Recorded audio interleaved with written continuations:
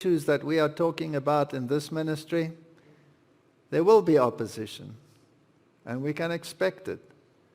But we know that you are mightier than all opposition, and that your angels are there at our beck and call if we are faithful.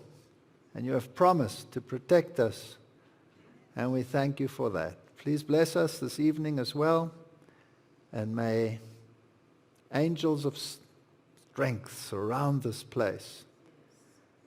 And may this message also reach people out there that don't understand these issues. And I thank you that we can be part of this issue in these last days. And bless the audience, bless those that are watching on live stream, and thank you that we can be a part of this final thrust to humanity. In Jesus' name, amen. Good, let's start. I was talking to a young man the other day, a third generation Adventist. And I asked him, if people came to you saying, you're supposed to know, I need help. The Bible speaks about Babylon, and that those that are in Babylon will receive the plagues. Can you help me? Who's Babylon? Could he tell me? Could he explain it to me? No. He didn't have the foggiest idea who Babylon was. And yet it is a life and death issue. Because God says that when Babylon falls, that it will receive the plagues. Therefore come out of her, my people. It's absolutely essential that the world knows who Babylon is. And how do you bring a message to people that says, come out of her, my people? What must I come out of? Surely you must explain what you must come out of. So Babylon has fallen. Daniel 5 verse 25, and this is the writing that was written, Mene, mene, tekel, upharsin. This is the interpretation of the thing. Mene. God has numbered thy kingdom and finished it. Tekel, thou art weighed in the balances and not found wanting. Peres, thy kingdom is divided and given to the Medes and the Persians. Now, you can just read over that text and think nothing of it. But there's a lot of detail in that text that people might miss. For example, it says, Mene, mene, tekel, upharsin. Why mene twice? Because mene means God has numbered thy kingdom and has finished it. Well, the reason why it's there twice is because the ruling monarch that this was displayed to was Belshazzar. But he was not the supreme ruler. There was one who was higher than him, and that was his father. And his father had withdrawn to monastic life. In other words, the true leader was in the religious sphere. So there was a political ruler, and there was a spiritual ruler. And the union of church and state, or religion and state, were condemned together. Mene, mene, you've both been numbered and found wanting. So this is fascinating if you go into these little things to see how accurate the Bible is. Revelation 18 has this final warning to humanity. And after these things I saw another angel come down from heaven, having great power, and the earth was lightened with his glory. And he cried mightily with a strong voice, saying, Babylon the great is fallen, is become a habitation of devils, and a hold of every foul spirit, and a cage of every unclean and hateful bird. For how many of the nations? All nations have drunk of the wine of the wrath of her fornication, and the kings of the earth have committed fornication with her, and the merchants of the earth are waxed rich through the abundance of her delicacy. So who's involved? The entire religious sphere, the entire political sphere, and the entire economical sphere. They're all involved. And it's interesting that the merchants are running their businesses at the beck and call of whom? Of Babylon. And I heard a voice from heaven saying, "Come out of her, my people." Now Babylon is called by the name her, so it's female. And a woman in the Bible is a what? It's a church. It's a religious system. Come out of her. That you be not partakers of her sins, and that you receive not of her plagues, for her sins have reached unto heaven, and God has remembered her iniquities. Now, sins. What are sins? We need to know what are sins. Well, whosoever commits sin transgresses also the law, for sin is the transgression of the law, 1 John 3 verse 4. So this Babylonian system, this Babylon, is a transgressor of God's law. James 2 verse 9. If you have respect to persons, you commit sin and are convinced of the law as a transgressor. Now, why would the Bible have that verse in it? Because Babylon is obviously, if it is a religious system, run by people. And those people are preaching to people. And the Bible says, if you have respect to persons, you commit sin. Who should you have respect to? God. But people today don't want to know what God says. They want to know, what does my pastor say? What does my minister say? What does my priest say? What does my imam say? What does my rabbi say?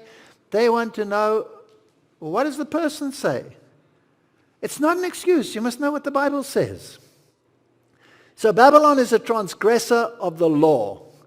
And therefore it says, and I heard another voice from heaven saying, "Come out of her, my people, that you be not partakers of her transgression of the law. That you be not a listener and a committer to persons rather than the word of God. And that you receive not of her plagues. For her transgression of the law and her people involved in peddling this information have reached unto heaven, and God has remembered her iniquities." That's what it says. So we do not have to guess as to what comprises Babylon. So let's make sure. What is Babylon? Well, Revelation 16 verse 9 calls it also the great city. And it tells us that it consisted of 3 parts. So it was divided into 3 parts. And the cities of the nations fell, and the great Babylon came into remembrance before God, to give unto her the cup of the wine of the fierceness of his wrath. So she has 3 components. We need to identify them. Revelation 16 verse 13 tells us what the spirits are like within this system. And they are like the spirits of 3 unclean spirits, like frogs. And they come out of the mouth of the dragon, and out of the mouth of the beast, and out of the mouth of the false prophet. So there are 3 components. The one is called the dragon component. The other one is called the beast component. And the other one is called the false prophet. So we need to identify them. We need to know who they are. And the Bible tells us who they are. We don't have to guess. Revelation 12:9.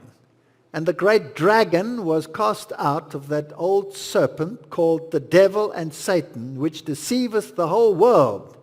He was cast out into the earth, and his angels were cast out with him. So who's the dragon? The devil. Now Babylon, being a system of religion, obviously is the representative of the devil.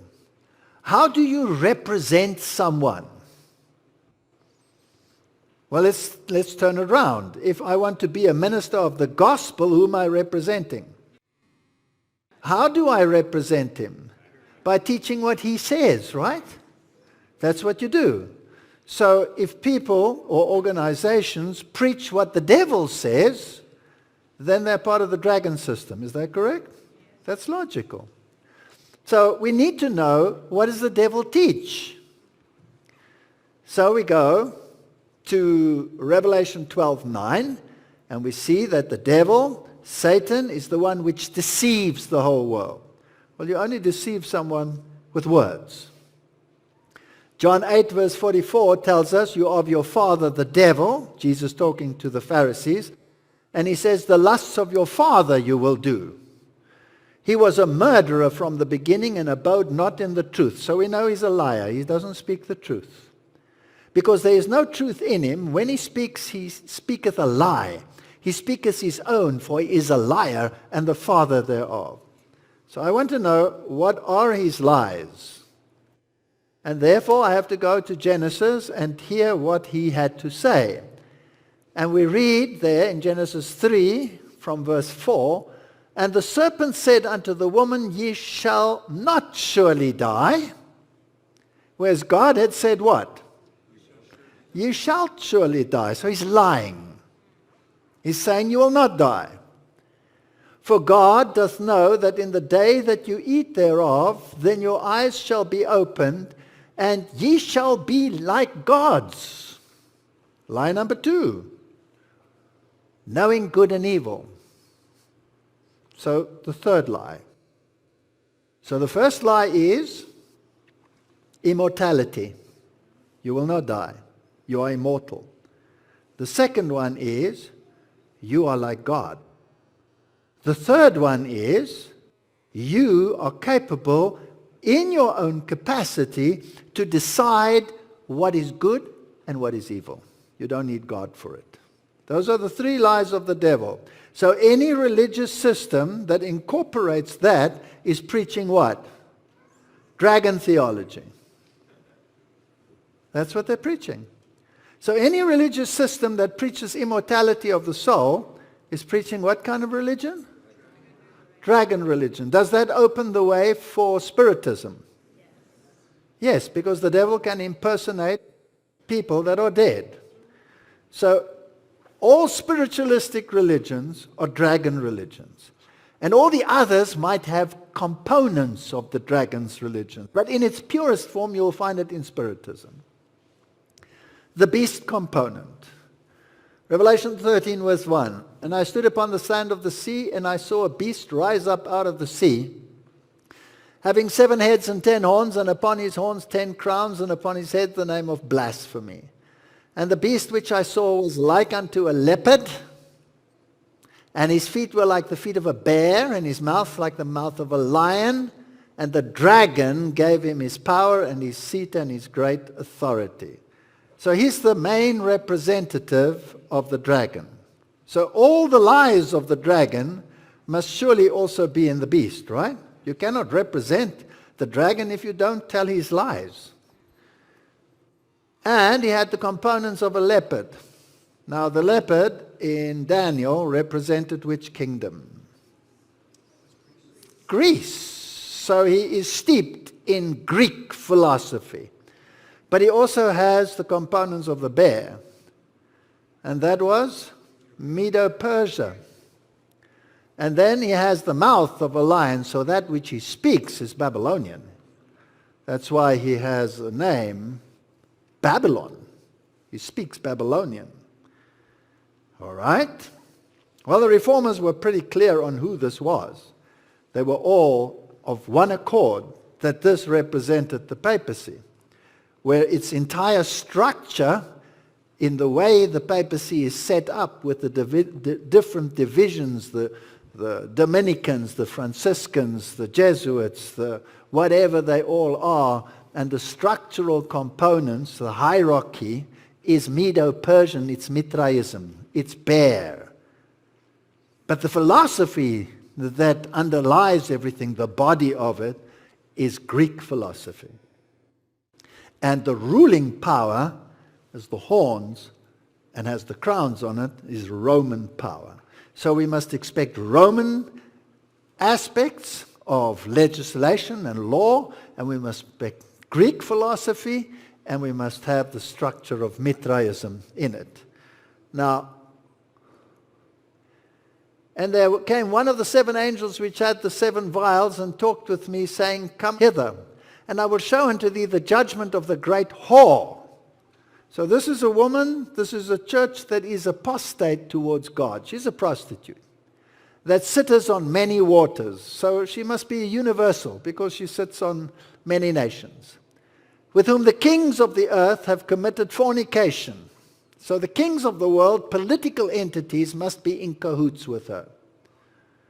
And the inhabitants of the earth have been made drunk with the wine of her fornication. Her apostasy towards God has made the nations drunk. So obviously the nations have absorbed the theology of whom? The dragon. This is serious stuff. And so he carried me away in the spirit into the wilderness, and I saw a woman sit upon a scarlet-colored beast. The beast, according to Daniel, is a political entity, full of names of blasphemy, having 7 heads and 10 horns. The 10 horns are, of course, Rome. And the 7 heads, 7 is the number of deity. She is taking the place of deity. And the woman was arrayed in purple colors and scarlet colors and decked with gold and precious stones and pearls, having a golden cup in her hand full of the abominations and filthiness of her fornication. There's only one church in the world that uses the woman with a cup as her emblem. And when you walk into the Vatican and you go to the right court, there you have the 2 statues, the one of the kings bowing down to her and the other one with a woman in the cup in the hand. So arrogant, she does not appear to be ashamed at all at advertising who she is. And upon her forehead was the name written, Mystery, Babylon the Great, the mother of harlots. Now if she's the mother, then she must have children, right? And these children are nice children, or are they also harlots? They're also harlots. So there must be a lot of other churches that are also teaching apostasy. And I saw the woman drunk with the blood of the saints. So this system has persecuted God's people throughout the ages. And with the blood of the martyrs of Jesus, and when I saw, I wondered with great admiration. Now here's one of the woodcuts from Martin Luther's first Bible, and it's amazing. And he writes, "There stand all the Pope's bulls and books in which he roars like a lion, that no Christian can be saved without being obedient and subject to him in all he wishes, all that he says, all that he does. All of this powerfully demonstrates that he is the true Christ of the end times, or Antichrist, who has opposed and exalted himself over Christ." Quoting Thessalonians, "For he will not permit Christians to be saved apart from his power, even though his power is nothing, neither established nor commanded by God. Finally, it is nothing but the devil himself at work when the Pope pushes his lies about masses and purgatories and monastic life and human works and worship, which is in fact the essence of the papacy, over and against God, and condemns, kills, harasses all Christians who do not exalt and honor this abomination of his above all things." Martin Luther had a way with words, as you see. And the woodcut, you see the kings of the world bowing down to the woman riding the beast, and she has the papal tiara on her head, just to make sure that everybody knows what he was talking about. And Martin Luther was personally involved in the woodcuts. Now here's an interesting one. Here are 2 renditions of his Bible editions. These are the 2 witnesses speaking, and the dragon that is about to attack them. And you will see that the first one had this triple crown on it. Not very prominent, but it had it on. And then there was a complaint by the princes, and so the next edition had that triple crown removed and replaced with a normal kingly crown. And Martin Luther was upset. So we read, once Luther was convinced that the Roman papacy was the Antichrist, he wasted no time making it known in his writings, and using the artist at his disposal, Lucas Cranach, to reinforce it visually. He had Cranach portray the beast that comes up from the abyss with a triple papal tiara to accompany Revelation 11 in the first edition, September 1522, of his translation. Probably the complaint of the imperial council or regency Reichsregiment. The papal tiara had to be replaced in the second edition by a simple crown in 1522. But that didn't please Martin Luther at all, and so he had the next one commissioned with the dragon even bigger and a massive triple crown on the head so that nobody would miss it. And it says, when Luther's translation of the entire Bible was being prepared for publication in 1534, and the as yet unidentified manuscript from Cranach's workshop was preparing woodcuts, based in a large part on Cranach's previous woodcuts, the triple tiara was restored. And it says here, Luther wasn't just responsible for the translation, but also for much of the artwork. So this was clearly identified by the Protestant Reformation, and we do not have to guess who the beast was. So we have to go to the false prophet. Who's he? Revelation 19 verse 20, and the beast was taken, and with him the false prophet, who wrought miracles before him, with which he deceived them that had received the mark of the beast and them that worshipped his image. These both were cast alive into a lake of fire burning with brimstone. So we know that it must be an earthly institution, because together with the beast, the papal power, it will be destroyed when Christ destroys it with fire from heaven. But the dragon is not there. Why? Because he's not destroyed during the millennium, right? He is alive. Now, who is this false prophet? So the second beast of Revelation 13 tells us what his characteristics are. And I beheld another beast coming up out of the earth, and it had 2 horns, like a lamb, and it spoke like a dragon. And he exercises all the power of the first beast before him, and causes the earth and them that dwell therein to worship the first beast, whose deadly wound was healed. And he doeth great wonders, so that he makes fire come down from heaven on the earth in the sight of men. And with this fire he will deceive them that dwell on the earth by means of those miracles, which he had power to do before the beast. So here is a lamb-like beast, the political system with 2 horns. And what are these 2 horns? Well, what were they in the case of Babylon? It was churchcraft and statecraft. So these two coming together again. The next component is that he deceives them that live on this earth with fire from heaven. Now, what is fire from heaven? Fire from heaven is the false outpouring of the Holy Spirit. What happened when the disciples received the Holy Spirit? Tongues of fire came down. So, which organization emanating from the second beast with its components, and when you study them through, we're not going to do that tonight, it'll take all night, we can see that it arises when the first beast receives a mortal wound, and the exact animal or creature that arises at that time, political system, is the United States of America. Does the United States of America sell a religion to the world that is based on fire from heaven? Absolutely. But it is a deceptive fire. It's a deceptive fire. Why? How do you know that it's a deceptive fire? Because it's not in harmony with the words of God. It's in harmony with some of the principles of the dragon. It teaches, for amongst other things, immortality. And it teaches that the law is no more. Now, institutionalized false prophetic movements, of course, are part of this system. If this is true, if Protestant America, with all its religious affiliations, represents this beast, then there will be many false prophets. So the term false prophet may apply to individuals, but also to institutions. In the days before Protestantism, there was largely only one false prophet as institution, namely Rome. But when Protestants split into factions and manifested the same spirit of persecution towards those that differed from them as Rome had done, well, then there were suddenly many false prophets.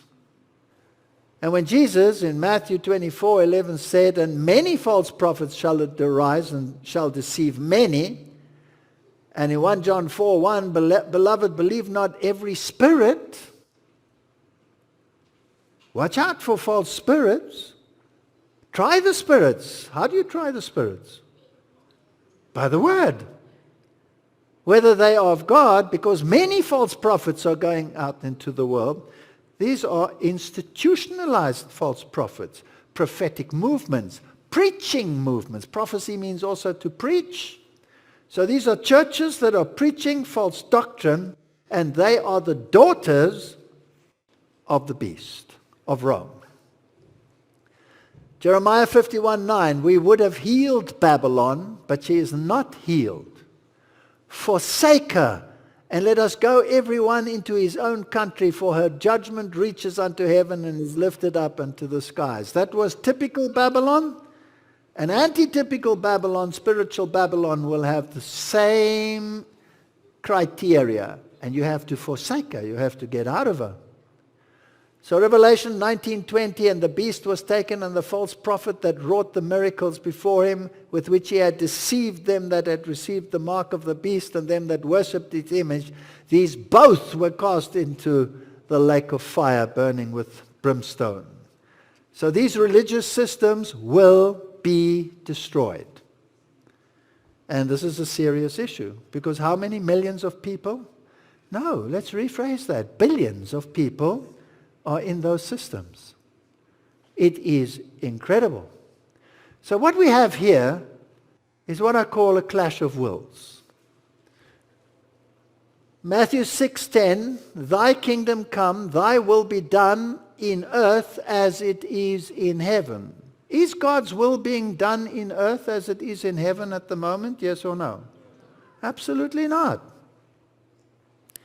Mark 3:35, for whoever shall do the will of God, the same is my brother and my sister and my mother. It has to do the will of God. Okay? Ephesians tells us not with eye service, not as men pleasers, but as the servants of Christ, doing the will of God. Why? Because you are forced? No, from the heart. This is what God wants. Hebrews 10:36, and if you need of patience, that after ye have done the will of God, ye might receive the promise. So there's a clear outline. The will of God has to be done. 1 Peter 2:15, for so is the will of God, that with well-doing you may put to silence the ignorance of foolish men. 1 Peter 3:17, it is better if the will of God be so that you suffer for well-doing than evil-doing. And the world passes away and the lust thereof, but he that doeth the will of God abideth forever. It's pretty clear, isn't it? Romans 7:2, to them who by patient continuance in well-doing seek the glory and honor and immortality and eternal life. James tells us, if you fulfill the royal law according to the scripture, thou shalt love thy neighbor as thyself, that ye do well. You have to do the law of God. You have to be obedient to God. That is the will. So obviously, the other system must have something else. So what is the opposite of doing well? Must be doing evil, right? 2 Kings 17:13, yet the Lord testified against Israel and against Judah by all the prophets and by all the seers, saying, turn ye from your evil ways. Now, Bible, please define for me, what are evil ways? And keep my commandments and my statutes according to all the law which I have commanded your fathers, and which I sent to you by my servants the prophets. So you have doing well, and you have doing evil. Evil is not doing the will of God, not keeping his commandments. That's the definition. It's not rocket science. Is there any particular thing why the typical Babylon issue was brought up and why the people of God went into captivity? Ezekiel tells us that they rebelled against God. Let's read that. In the day that I lifted up my hand unto them, and bring them forth out of the land of Egypt into a land that I had espied for them, flowing with milk and honey, which is the glory of all the lands, then said I unto them, cast ye away every man the abominations of his eyes, and defile not yourself with the idols of Egypt. I am the Lord your God. But they rebelled against me, and would not hearken unto me. They did not every man cast away the abomination of their eyes, neither did they forsake the idols of Egypt. Then I said, I will pour out my fury upon them, to accomplish my anger against them in the midst of the land of Egypt. They didn't listen. They stuck to their idolatry. And I gave them my statutes, and I showed them my judgments, which if a man do, he shall even live in them. And I gave them my Sabbaths. We have to look at the typical to understand the antitypical. To be a sign between me and them, that they might know that I am the Lord that sanctified them. But the house of Israel rebelled. So what was the issue? Rebelling against his law, rebelling against his statutes, and desecrating his Sabbath. Can we expect the same at the end of time? Must be. They despised my judgments. My Sabbaths they greatly polluted. Ezekiel 20 verse 16 says, because they despised my judgments and walked not in my statutes, but polluted my Sabbaths, for their heart went after their idols. So we have to look into these issues. Those are the issues that we'll find at the end of time. So I want the world out there to know what Babylon is and what the issues are. So the Lord tried with their children, so the fathers wouldn't listen. But I said unto their children in the wilderness, won't you please walk in my statutes, in the statutes of your fathers, neither observe their judgments, nor defile yourself with their idols. I am the Lord your God. Walk in my statutes, keep my judgments, do them. Hallow my Sabbaths. Did he change with the children? Same issue.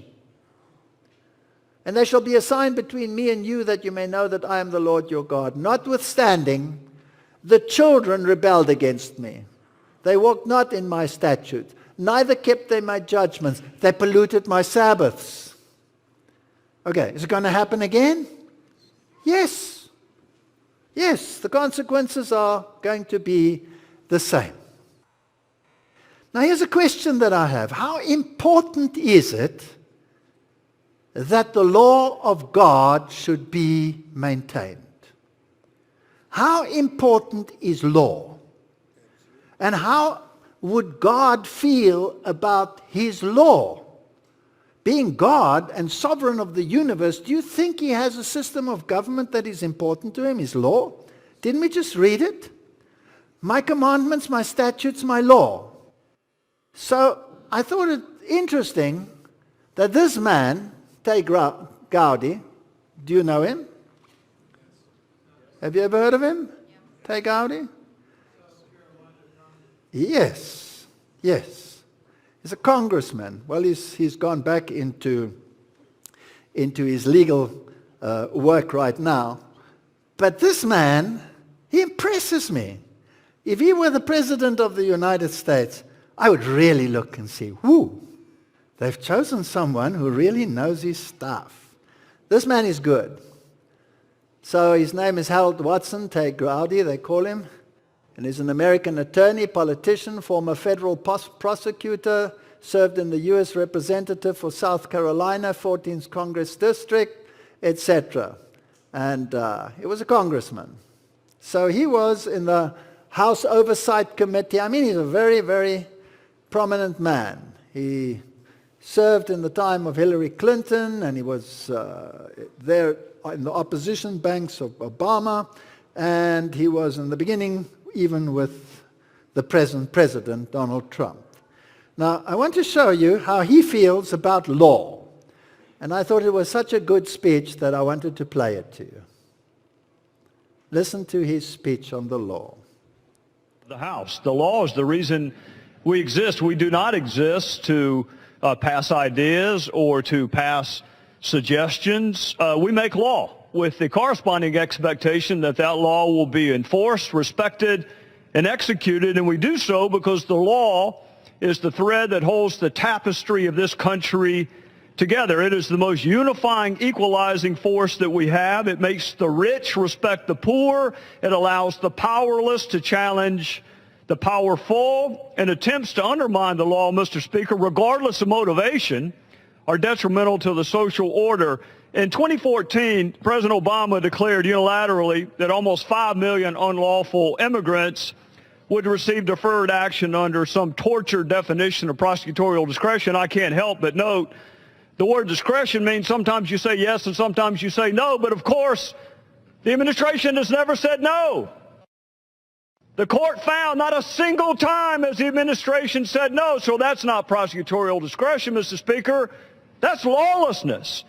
And you may like what the president did. I take it from some of the speakers that they do, and you may actually wish what the president did was actually law.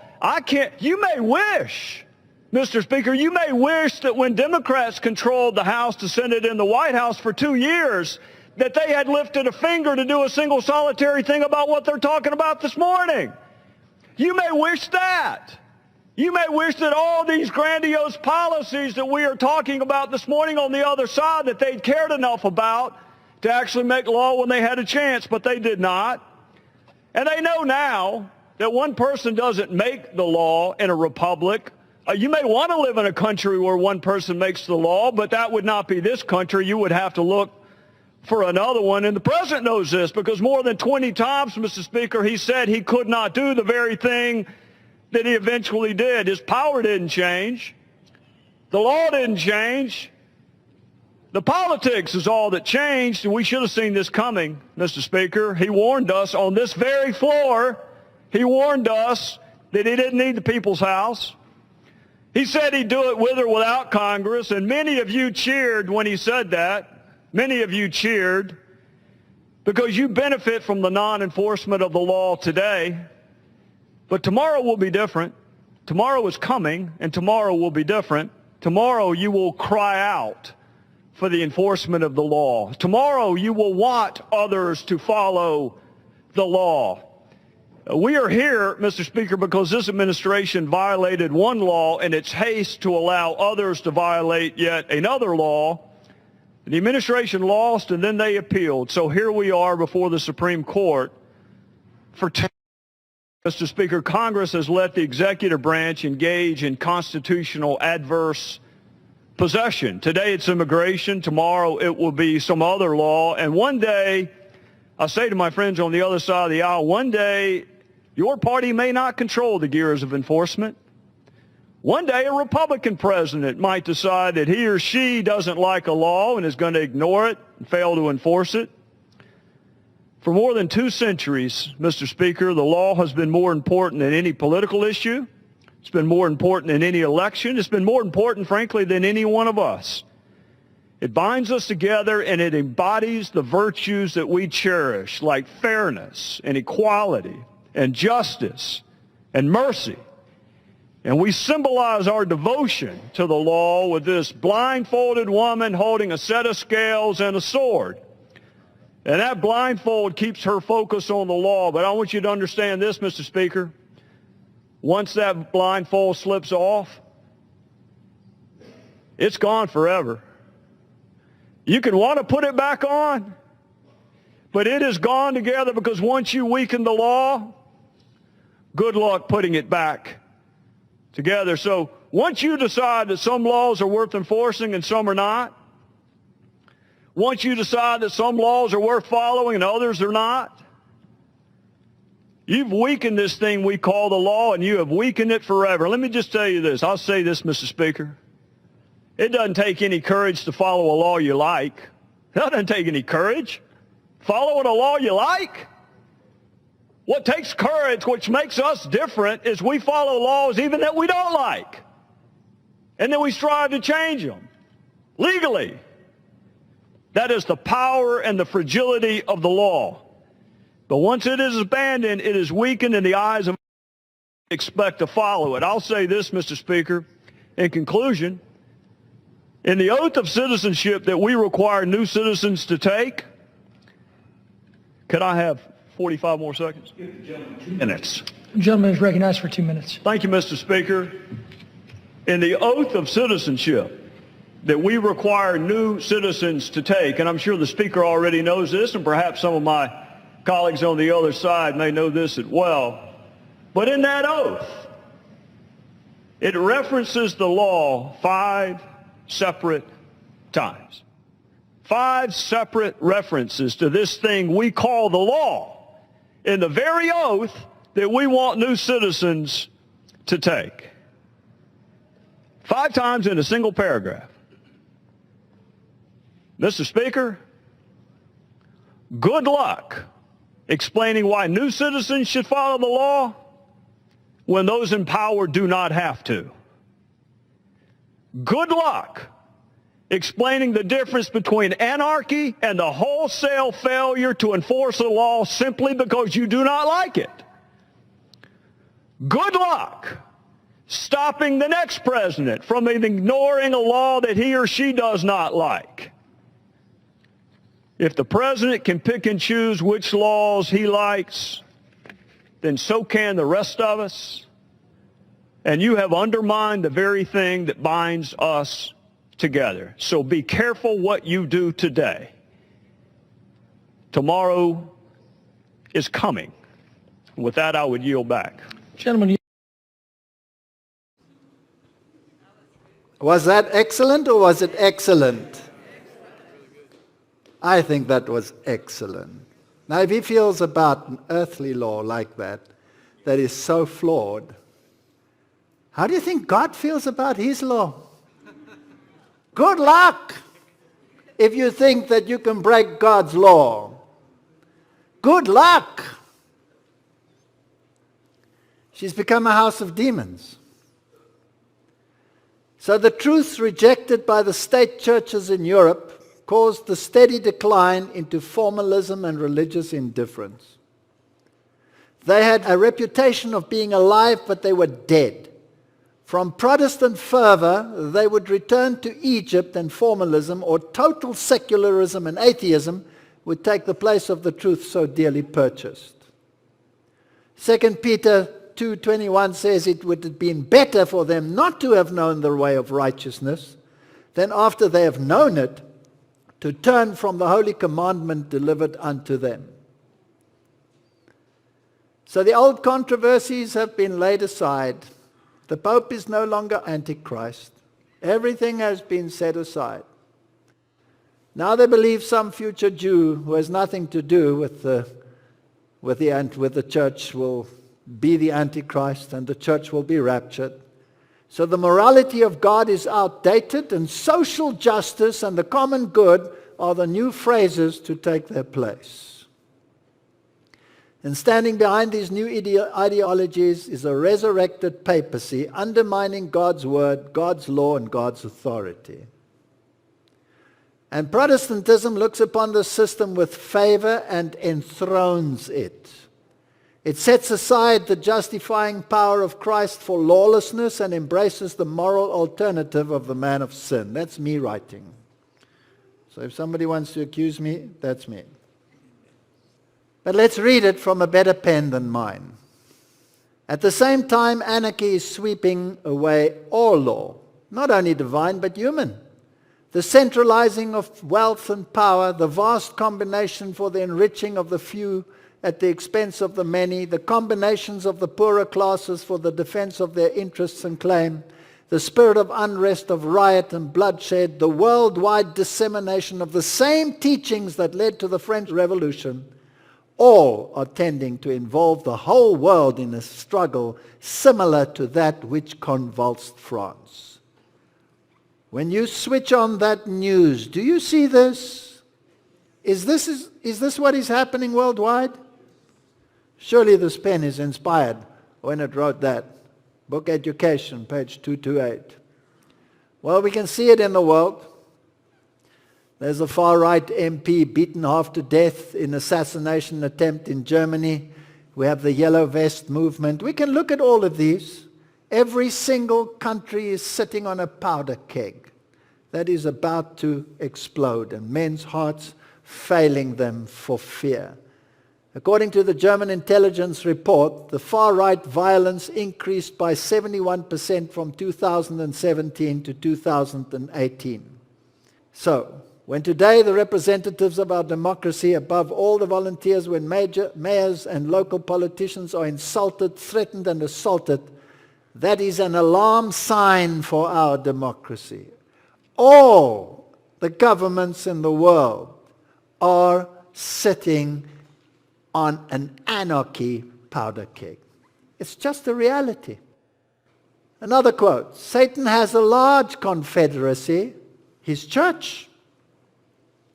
Christ calls them the synagogue of Satan because the members are the children of sin. Members of Satan's church have been constantly working to cast off the divine law and confuse the distinction between good and evil. Satan is working with great power in and through the children of disobedience to exalt treason and apostasy as truth and loyalty. And at this time, the power of his satanic inspiration is moving the living agencies to carry out the great rebellion against God that commenced in heaven. At this time, the church is to put on her beautiful garments, Christ our righteousness. There is a clear, decided distinction to be restored and exemplified to the world in holding aloft the commandments of God and the faith of Jesus. The beauty of holiness is to appear in its native luster in contrast with the deformity and darkness of the disloyal, those who have revolted from the law of God. That's the issue. That is the issue. Charisma News, Pope Francis, leading imam, signed covenant pushing us towards a one-world religion. And that's Charisma News, telling us we're heading towards this one-world religion. Hand in hand, in a symbol of interfaith brotherhood, they signed the joint documents. The Babylonian system is coming together. Does Islam teach immortality of the soul? Yes or no? Yes, it teaches immortality of the soul. Does Islam teach Mariology? Absolutely. The Marian shrines are everywhere. You go to the Middle East, you have these Marian shrines, and the Muslim people are hanging up their letters to Mary. It is nothing other than the doctrine which was espoused in Eden. And I'm fascinated how the circumstances are pushing churches and religious groups together. Macron says Notre Dame should be rebuilt with diversity, and an architect suggests an Islamic minaret. Maybe we should join the two religions together. Maybe we should have a kind of a Chrislam. France flagged more than 78,000 people as jihadist security threats in 2017, and we don't want that anymore. We want religions to come together. We want this violence to end. We want to push them together into one unity. Some people say there were all kinds of strange figures and haunting figures and Knights Templars that were visible, but it was probably just firemen walking around there. So all kinds of theories going around. France, Macron says Notre Dame should be rebuilt consistent with modern diverse France. Architects suggest steel spire and minaret. This is one source after the other. Jesuit-educated Macron, favorite to beat Le Pen, as Catholic bishops warm to him as next president. These people are all Jesuit-trained. No wonder they have such strong ties. The kings of the world will pay homage unto the beast. The Pope and Emmanuel Macron hug it out in a photo of the remarkably long meeting. What are these people discussing? And then the Al-Aqsa Mosque catches fire at the same time that the Notre Dame Cathedral is burning. And people are saying, we need to get together. This chaos has to stop. And then what happens? The world mourned when Notre Dame burned, but some saw it as an opportunity to make France Catholic again. Let's get religion back in. Let's get religion to organized society. Society is in chaos. And we have all of these mass shootings. You cannot even keep up. You put one up, it's outdated the next day, isn't it? Because there's another bigger shooting somewhere along the line. People are so tired of terrorism and all of these things. Catholic Herald, a mosque in Abu Dhabi, the United Arab Emirates capital, has been renamed Mary, Mother of Jesus Mosque. What's happening? Is Babylon coming together? And there it is, and it says above there, Mary, Mother of Jesus Mosque. Do they have the same doctrines? They have the same doctrines. And people say, no, Allah is the same God that we serve. And people within our own ranks say things like this. So I took the Quran and I read it from cover to cover, from back to front like it should be read. And I read it like I would read my Bible, carefully underlining every word. And I find the immortality of the soul. And I find angels dragging people across burning coals and throwing them into the fires of hell. And Allah standing by while their skins burn off. And they drink drinks of scalding brass to burn the insides of them out. And the next day they get a new skin and a new inside so they can feel the same burning and pain again. The same doctrine that Rome peddled about God is being peddled by Islam. And I read these doctrines and Mariology, the highest woman in heaven. Not even Fatima is as high as he is. And the doctrine of the Immaculate Conception right there in the Quran.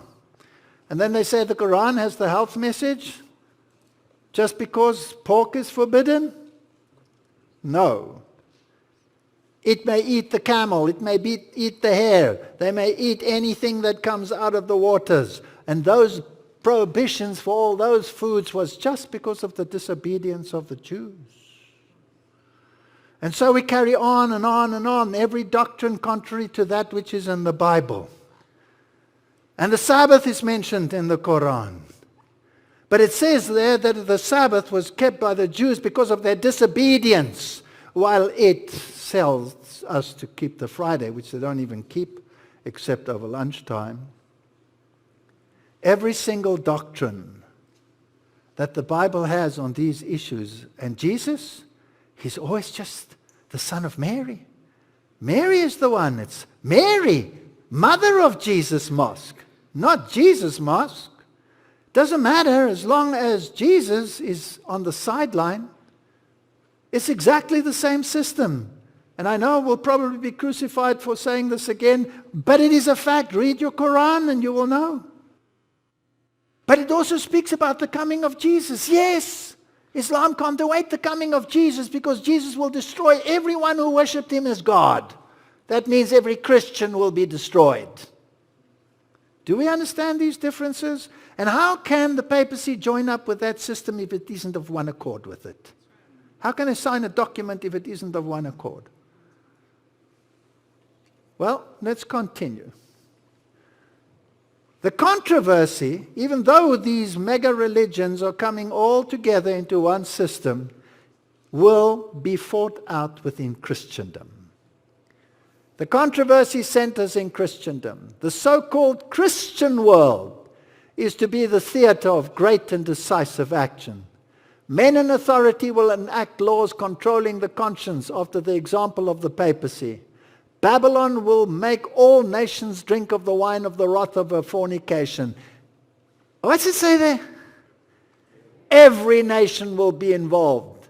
Of this time, John the Revelator declares, these have one mind. There will be a universal bond of union, one great harmony, a confederacy of Satan's forces. Are we seeing it develop, yes or no?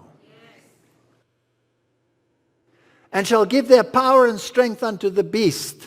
Thus is manifested the same arbitrary oppressive power against religious liberty, freedom to worship God according to the dictates of conscience, as was manifested by the papacy when in the past it persecuted those who dared to refuse to conform with the religious rites and ceremonies of Romanism.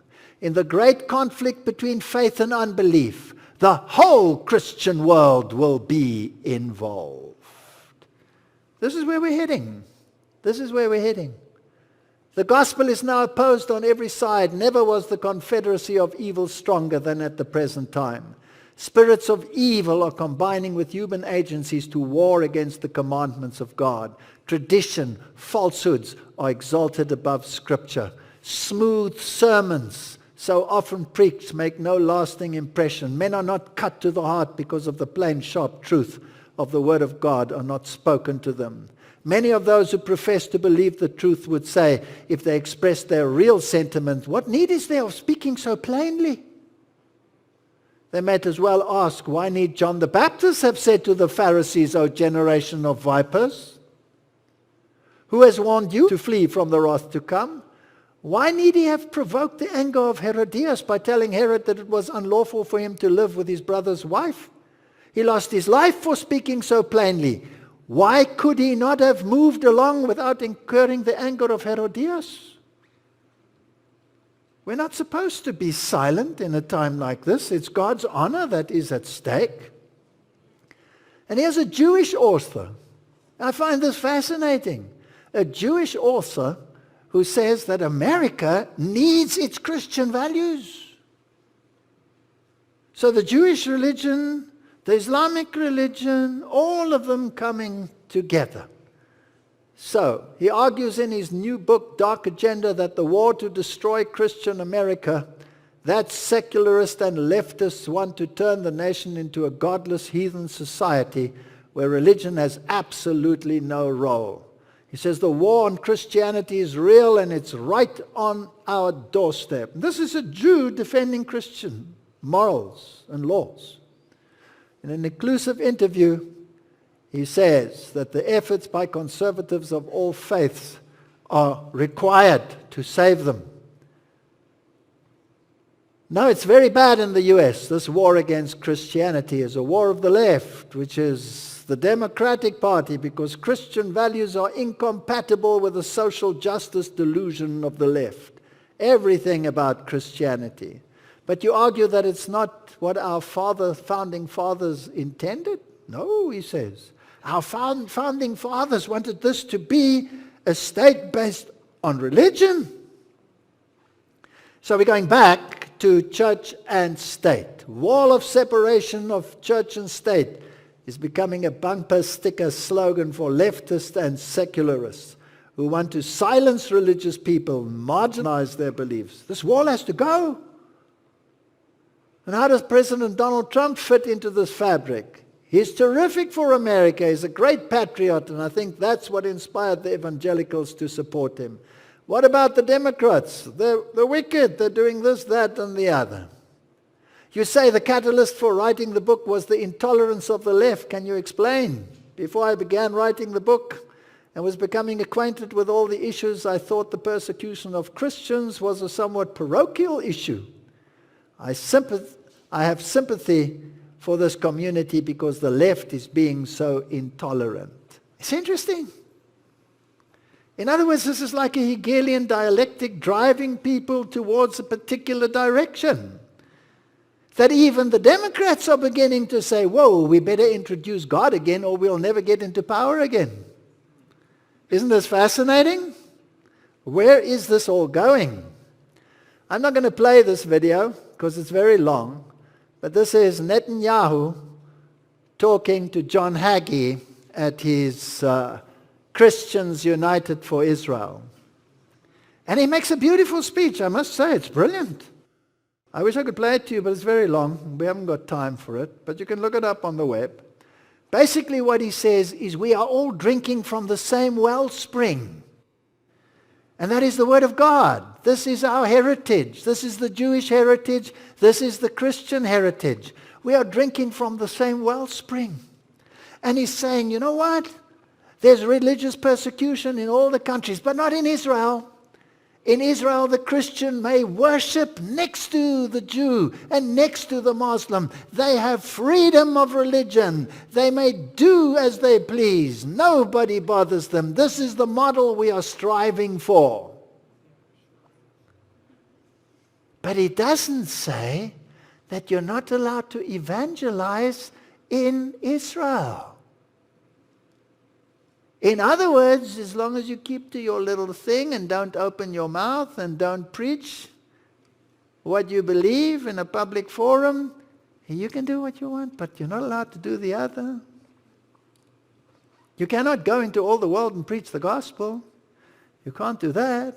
So this model might sound wonderful. We're all together in the same pot, but we'll see where it's going to lead. So Pastor John Hagee said that, listen to the dates, 14 July 1990, he said, secularizing of America will lead to heartache and chaos. We cannot afford it. We need to go back to a church-state solution. Figures in government or media are trying to secularize American culture and will lead the country away from its founding Judeo-Christian principles. We need to go back to those. Passover Glory, Chuck Pierce, 2018. What do they want to celebrate? They want to celebrate unity. Billy Graham recently passed away, and it has been prophesied that once he does, his mantle for mass harvest would be released to many. Billy Graham's mantle is going to come down. Fascinating. I took his picture on the wall, shaking hands with J. Edgar Hoover with his Shriner hat and Masonic gear, and he's from in the Masonic temple. I don't want his mantle. Also, we are on the 70th anniversary of Israel's independence, with the U.S. Embassy about to relocate to Jerusalem, and all the signs are pointing to an awakening. We are on the verge of the third great awakening. Now, the last great awakening led to the Advent movement. Now we're on the way to the third great awakening, where Billy Graham's mantle will come down. I want to know what that is going to mean. This is big. You'll see how big it is. I have never in my lifetime seen a paradigm shift this big as what it is about to occur in America. What you do this year to align with God will determine the course of your life for many years, as this is a Kairos year unlike any other. What you do this year and how you position yourself has great eternal consequences in your destiny. Now is the time. A time for divine appointment with a greater glory unlike any other time in history. Are they doing something to the minds of men?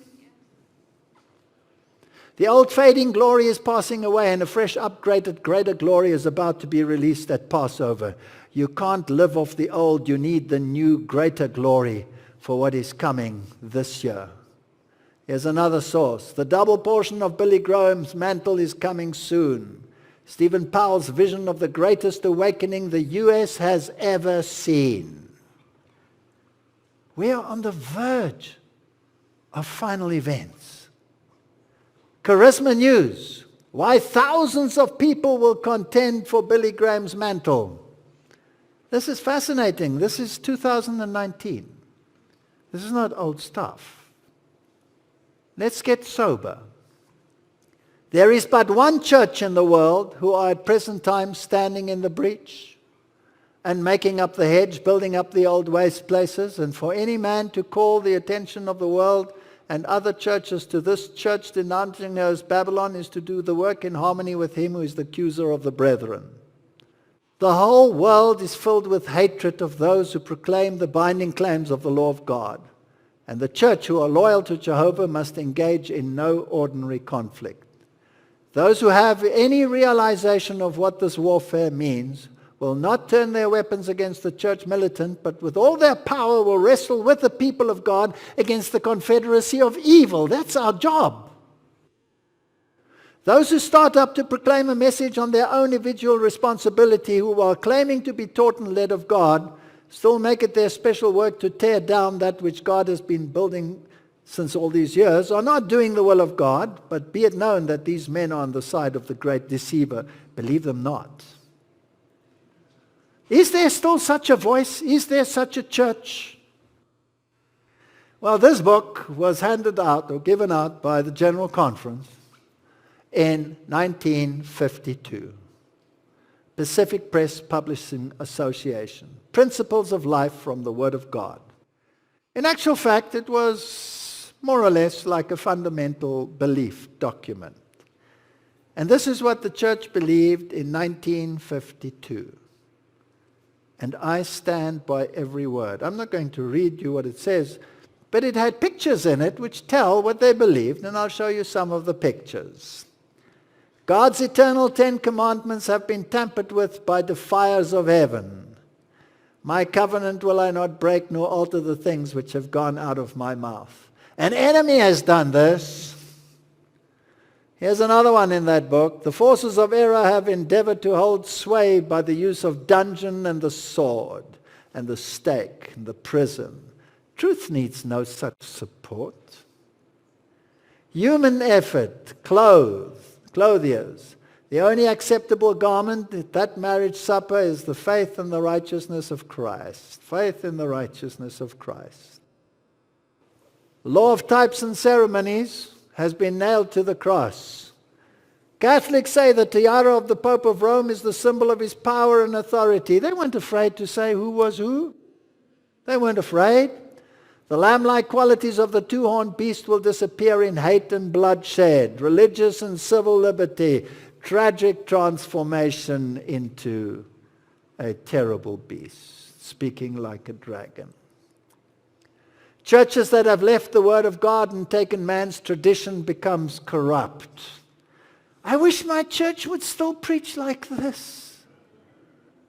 Full of doleful creatures. Read Revelation 18:2, idolatry of the Mass, papal infallibility, communion of the dead, confession to a man, image worship, immaculate conception of Mary, tradition above the Bible. Man is by nature immortal. The teaching of natural immortality does away with Christ's redemption for lost man. I am so proud of this book. God calls upon the church to give his message to the world that faces the judgment. Loud voice, 3 angels' messages. Stop. Are we faithful to our God-given trust? 3rd angel's message, the world is on the brink of a catastrophe. Satanic effort to break the chain, the Bible and prophecy. Every link will hold. God's line of prophecy marks the way through the kingdom without error. And it tells us about the prophetic charts. The world must pause and decide at this parting point of ways, either Sunday or Sabbath. And they make no uncertain pictures here. Who's this pointing the way of the Sunday? And what is this one holding, pointing the other way? The Bible. And I like this one too. Sunday in honor of Christ's resurrection. This man looks really angry. When the 7th day Sabbath, and they align it with Cain and Abel. This was 1952. No man can go in 2 directions. Evil desires, full obedience. Where are these teachings? This is an official document from the General Conference, 1952. By living faith will the barriers of doubt and unbelief be broken down in this age, era, modern Jericho, remnant of Israel, unbelief. Popery is just what prophecy declared that she should be. The apostasy of the latter times. It is a part of her policy to assume the character which will best accomplish her purpose. But beneath the variable appearance of the chameleon, she conceals the invariable venom of the serpent. We are not bound to keep faith and promises to heretics, she declares. Shall this power, whose record for 1,000 years is written in the blood of the saints, be now acknowledged as part of the Christian church?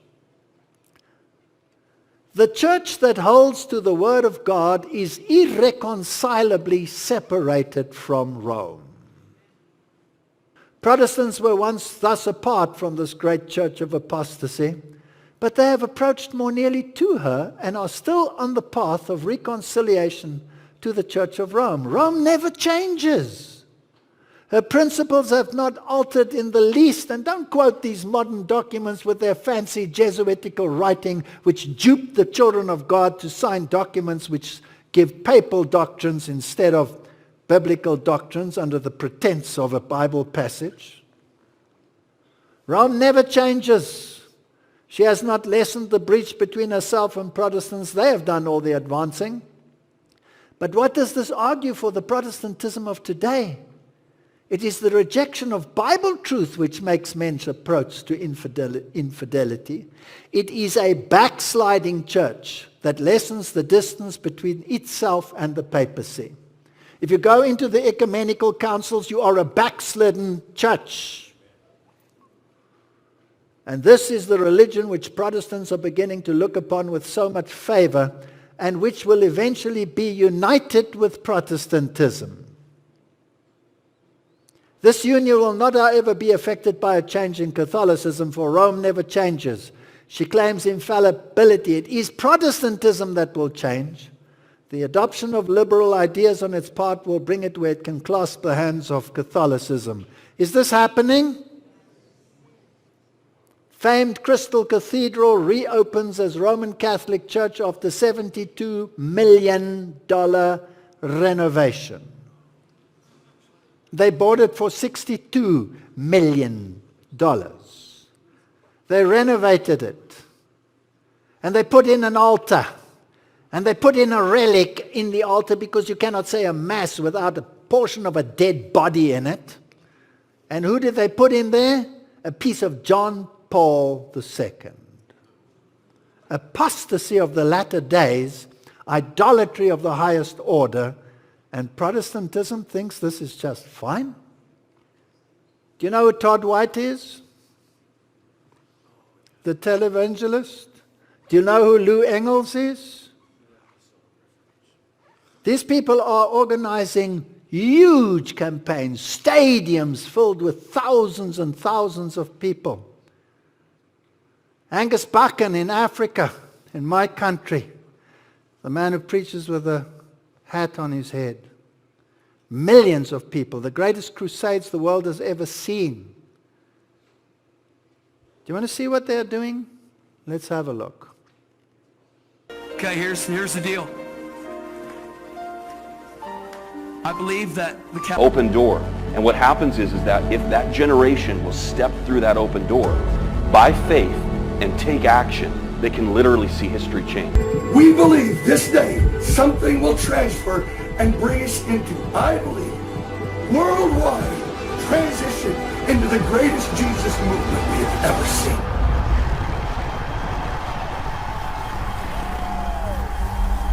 Flock. In Israel, we lead the sheep. We don't chase.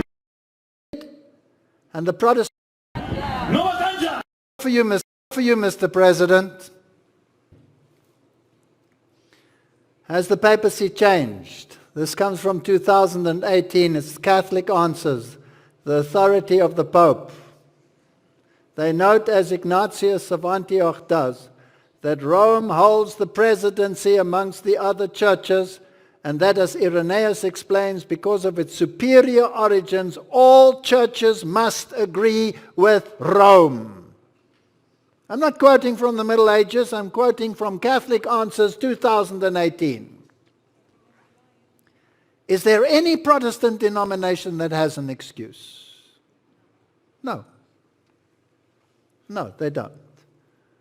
God's word has given warning of the impending danger. Let it be unheeded, and the Protestant world will learn what the purposes of Rome really are. Only when it is too late to escape the snare, she is silently growing into power. Her doctrines are exerting their influence in legislative halls, in the churches, and the hearts of men. She is piling up her lofty and massive structures in the secret recesses of which her former persecutions will be repeated. Stealthily and unsuspectedly, she is strengthening her forces to further her own ends. When the time shall come for her to strike, All that she desires is vantage ground, and this is already being given her. We shall soon see and shall feel what the purposes of the Roman element is. Whoever shall believe and obey the word of God will thereby incur reproach and persecution. Take heed unto thyself, 1 Timothy 4:16, and unto the doctrine. Continue in them, for in doing this thou shalt save thyself and them that hear thee. 2 Peter 1:19, we have also a more sure word of prophecy, whereunto you do well to take heed, as unto a light that shineth in the dark place until the day dawn and the day star arise in your hearts. This is part 1. Part 2 tells us how. May God wake up his people. May they realize what is going on. Just because she knows how to use terminology to dupe and deceive people doesn't mean that she is not teaching the doctrines of devils. May God help us to understand these things. Let's pray. Heavenly Father, we are standing on the brink of eternity. Please wake your people up. In Jesus' name, amen.